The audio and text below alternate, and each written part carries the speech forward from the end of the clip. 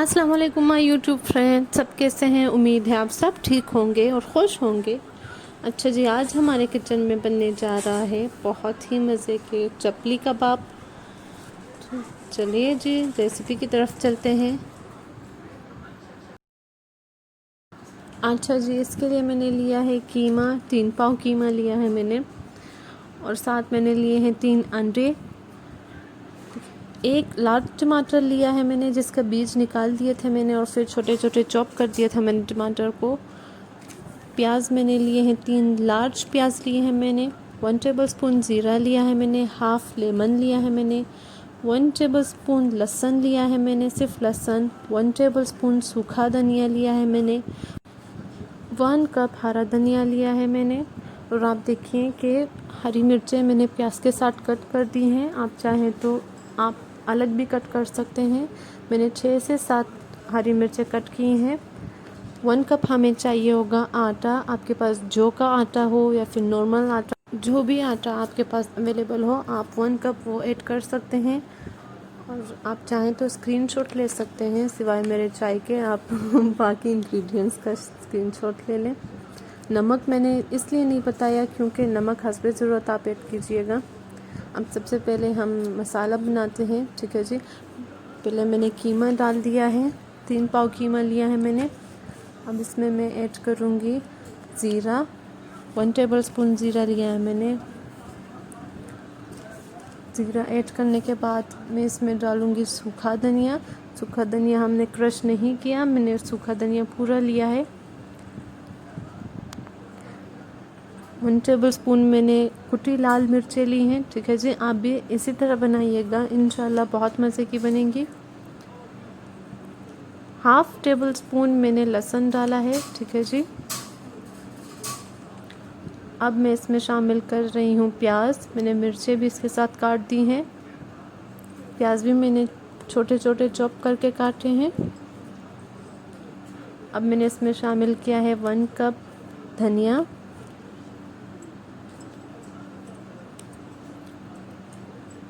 اب میں نے اس میں شامل کیا ہے آٹا، آپ کے گھر میں کوئی سا بھی آٹا اویلیبل ہو، آپ جو کا آٹا بھی شامل کر سکتے ہیں، میں نے نارمل آٹا شامل کیا ہے، ٹھیک ہے جی۔ اب ہم اس کو کریں گے مکس۔ آپ نے دھیان رکھنا ہے کہ ہم نے ٹماٹر، لیموں اور انڈے اس میں ابھی شامل نہیں کیے ہیں، وہ ہم بعد میں شامل کریں گے، ٹھیک ہے جی۔ اب ہم مسالے کو مکس کرتے ہیں۔ آپ چاہیں تو گلوز پہن کے مکس کر سکتے ہیں یا ہاتھوں سے مکس کر سکتے ہیں، میں گلو پہن کے مکس کر رہی ہوں کیونکہ پھر مسالے سے میرے ہاتھ جلتے ہیں۔ آپ جتنا اچھے سے مکس کریں گے اتنا اچھے آپ کے کباب بنیں گے، ٹھیک ہے جی۔ ہم نے اس کو اچھے سے مکس کرنا ہے۔ میں مینشن کرنا بھول گئی تھی، ہاں اگر آپ کے پاس انار دانہ ہے تو آپ فریش انار دانے یوز کر سکتے ہیں، اگر نہیں ہے تو آپ سٹور کر کے بھی ڈال سکتے ہیں۔ یہ انار دانہ سٹور کیا ہے میں نے۔ اس سے پہلے میں نے 1 ٹیبل سپون نمک شامل کر لیا ہے۔ اب میں شامل کرنے لگی ہوں انار دانہ، ٹھیک ہے جی۔ اگر آپ کے پاس فریش نہیں ہے تو آپ سٹور کر کے بھی ڈال سکتے ہیں، اس سے ٹیسٹ اور بھی مزے کا آتا ہے۔ اب ہم اس کو اچھے سے مکس کریں گے، ٹھیک ہے جی۔ اس کو ہم مکس کریں گے اور پھر ہم اس کو 2 آورس تک فریج میں رکھ دیں گے تاکہ یہ اچھے سے جم جائے۔ یہ آپ دیکھیے اس کی شکل اس ٹائپ بن گئی ہے، یہ اب چپکے گا نہیں ایک دوسرے کے ساتھ۔ اب ہم اس کو فریج میں رکھ دیتے ہیں، ٹھیک ہے جی۔ 2 آور تک ہم نے رکھنا ہے تاکہ یہ اچھے سے ریسٹ کر لے فریج میں۔ اچھا جی، اب آپ دیکھیے 2 آور فریج میں گزر گئے ہیں اس کے۔ اب آپ دیکھیے قیمہ بھی جم گیا ہے۔ اب میں اس میں شامل کر دوں گی ٹماٹر، لیمن اور انڈے۔ انڈے ہم نے ایسے نہیں شامل کرنے، ہم نے پکانے ہیں، تو میں پکا کے شامل کروں گی۔ یہ دیکھیے اب میں اس میں باقی اجزاء شامل کر دوں گی۔ میں نے شامل کیے ہیں ٹماٹر جس کے میں نے بیج نکال دیے تھے، ہاف لیمن میں نے اسکویز کر لیا ہے اس کے اوپر۔ اب ہم اس کو تھوڑا سا مکس کرنے کے بعد ہی انڈے شامل کریں گے، ٹھیک ہے جی۔ میں اس کو تھوڑا سا مکس کروں گی تاکہ ٹماٹر مکس ہو جائے قیمے میں۔ قیمے کو دیکھیں ہم نے فریز کر لیا ہے تو بہت اچھے کباب بنیں گے۔ اب دیکھیے اب میں اس میں شامل کر دی ہوں انڈے، دیکھیے انڈے پکاتے وقت میں نے تھوڑا سا نمک ڈال دیا تھا، تو آپ چیک کر لیجئے گا، نمک حسب ضرورت ڈالیے گا آپ۔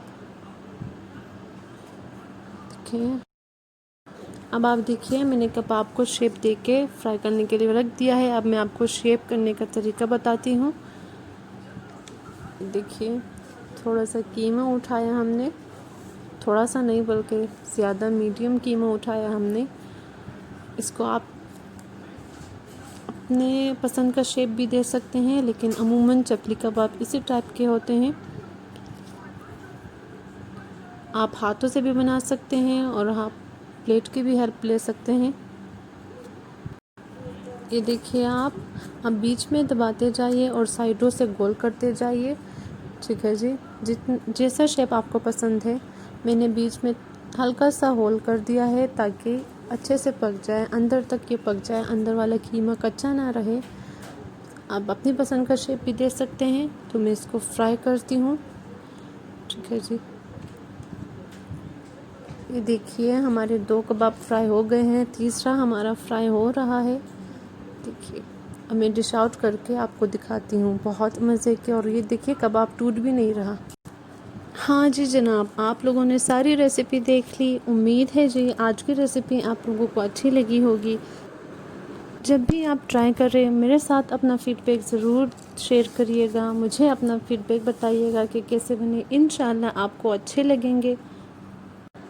آپ اسی طرح سٹیپ بائی سٹیپ فالو کر کے کباب بنائیے گا تو انشاءاللہ آپ کے کباب بالکل نہیں ٹوٹیں گے اور بہت مزے کے بنیں گے۔ تب تک مجھے اجازت دیجیے، اپنی دعاؤں میں یاد رکھیے گا، اپنا بہت سارا خیال رکھیے گا۔ اللہ حافظ، ٹاٹا۔